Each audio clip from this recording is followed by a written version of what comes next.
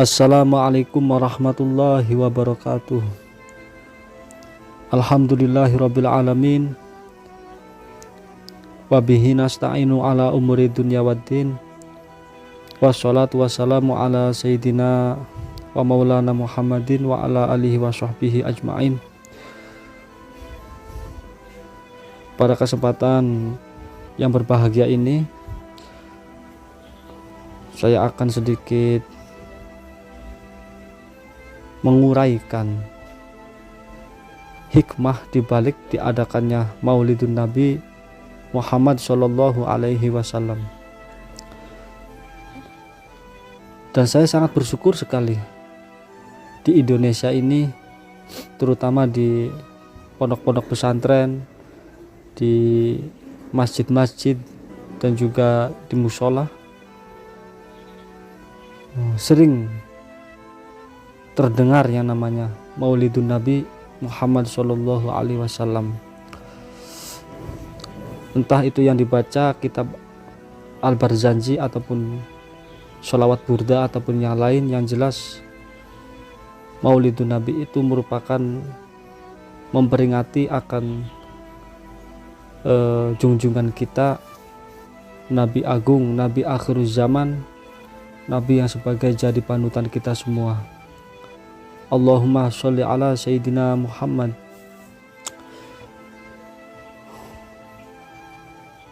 Yaitu hikmah dibalik adanya Maulidun Nabi Muhammad Shallallahu Alaihi Wasallam, yang mana oleh mayoritas ahlu sunnah wal jamaah adanya Maulidun Nabi dihukumi sunnah, ya. Bahkan ada yang mengatakan Maulidun Nabi dihukumi fardu kifayah, ya. Jadi ulama sebagian mengatakan bahwa diadakannya manaqib, atau kalau bahasa untuk memperingati Kanjeng Nabi itu maulid, ya. Kalau selain Kanjeng Nabi itu namanya manaqib atau haul.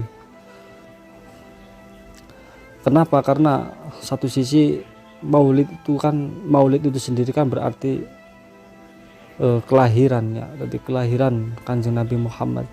Meskipun beliau sudah wafat, ketika diadakannya Maulidun Nabi, para jamaah yang mendengarkan akan uraian-uraian kitab-kitab Al-Barzanji ataupun sholawat burdah, seakan-akan hadirnya Nabi Muhammad di tengah-tengah jamaah itu. Sebenarnya apa sih ya dibalik sering dikumandangkannya Maulidun Nabi itu sendiri? Menurut sebagian para ulama, ada yang mengatakan, terutama ulama ini adalah ulama bidang tasawuf, ya, diadakannya Maulidun Nabi yang mana memperingati akan hadirnya Kanjeng Nabi, di pusat adanya acara dibacakannya Maulidun Nabi ini, akan hadir Nabi Muhammad di tengah-tengah umatnya yang sedang gundah gulana dan juga merindukan akan kasih sayang Kanjeng Nabi Muhammad yang begitu besar. Yang mana untuk hikmahnya, saya diambil dari ulama tasawuf ini yang mengatakan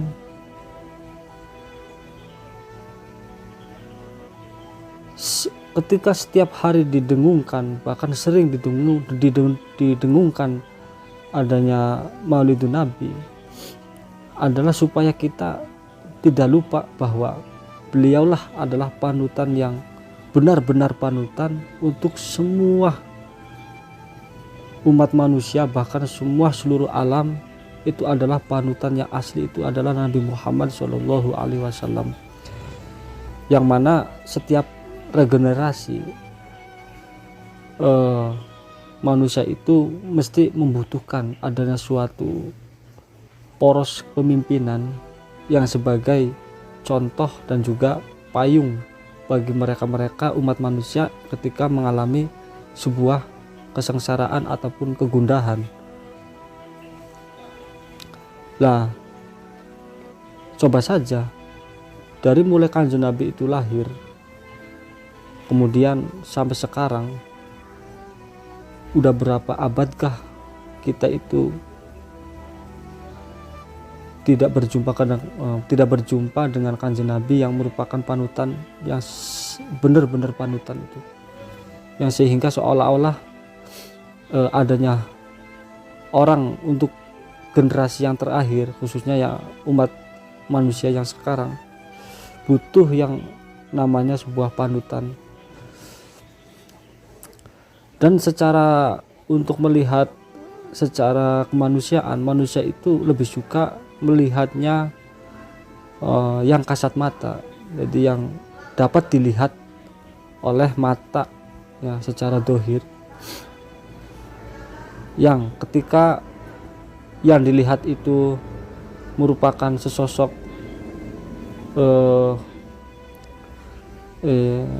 yang memiliki kelebihan-kelebihan yang tidak ada bagi kita, maka dia itu pantas menjadi seorang pemimpin kita ataupun panutan kita. Tapi sebenarnya semua yang kita dianggap pemimpin yang sekarang masih hidup sejatinya tidak terfokus kepada orang itu yang kita menjadi panutan, akan tetapi ya sebenar-benarnya menjadi panutan secara hakiki, yaitu secara syariat, itu adalah kanjeng Nabi. Maka dari itu Maulidun Nabi sering dikumandangkan di mana-mana supaya jangan lupa akan sesosok panutan yang hakiki, itu adalah kanjeng Nabi Muhammad secara syariatnya. Karena bisa jadi untuk kurun kita yang terakhir ini mengangkat seorang panutan, dan itu bisa jadi tidak sesuai dengan apa yang diajarkan kanjeng Nabi melalui Syiratun Nabawiyah, ataupun dilihat dari segi isi-isi akan kitab-kitab yang sering dikumandangkan di acara-acara Maulidun Nabi Muhammad Shallallahu Alaihi Wasallam.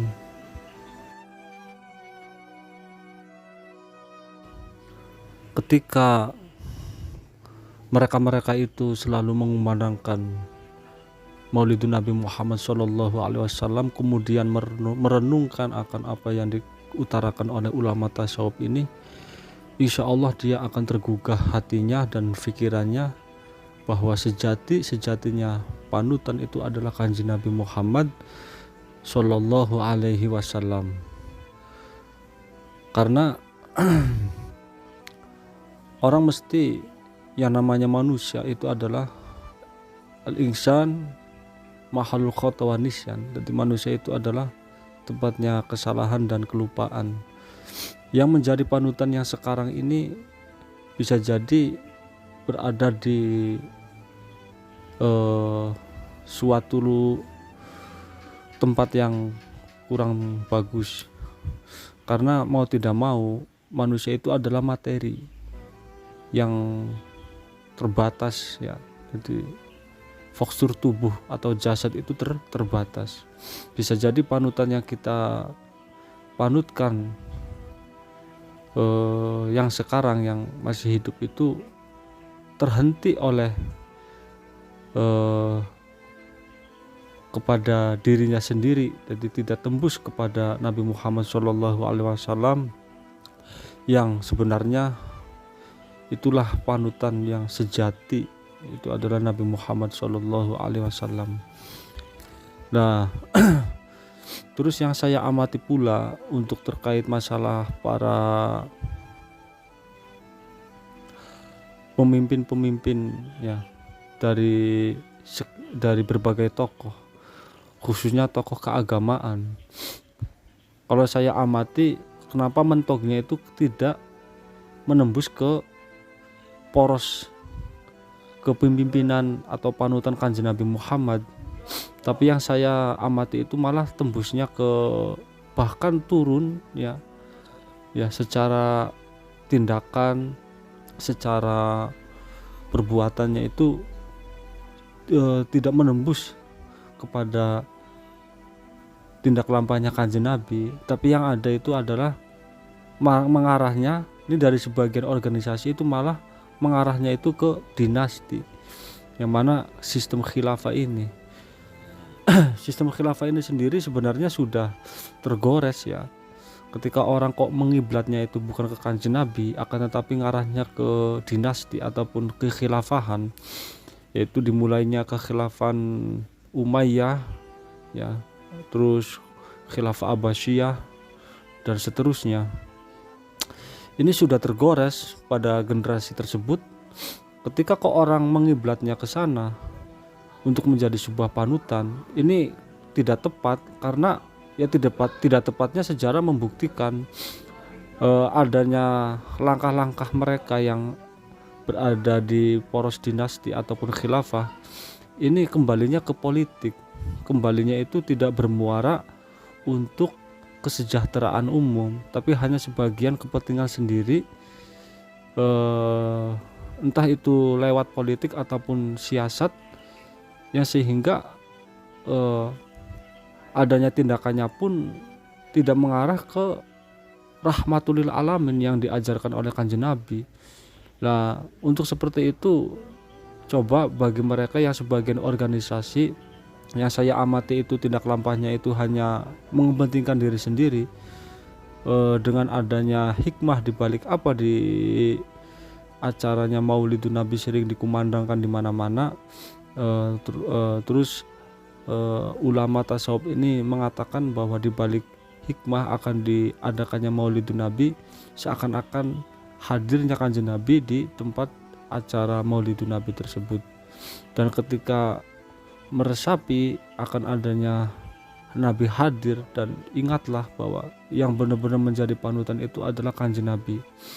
Dan siapa saja yang sekarang ini menjabat sebagai pemimpin dan menjadi tokoh dimanapun berada, khususnya dalam tokoh keagamaan, ingat akan adanya bahwa sejatinya panutan itu adalah Kanjeng Nabi. Meskipun kurun kita sudah jauh akan adanya kita dengan zamannya Kanjeng Nabi, kita jangan sampai lupa. Ataupun ketika diadakannya maulid, renungkanlah akan beliau hadir di tengah-tengah kita, dan beliaulah yang menjadi tempat bertanya semua umat Nabi Muhammad yang ada di seluruh dunia. Bagaimanakah Kanjeng Nabi memberikan contoh ketika pas masa hidupnya, ketika mengajarkan ke keluarganya, ketika mengajarkan kepada sahabat-sahabatnya, wasiat-wasiat Kanjeng Nabi Muhammad kepada para sahabat-sahabatnya. Kita renungkan dan kita praktekkan, khususnya untuk para mereka yang sedang menjabat menjadi pemimpin ataupun tokoh.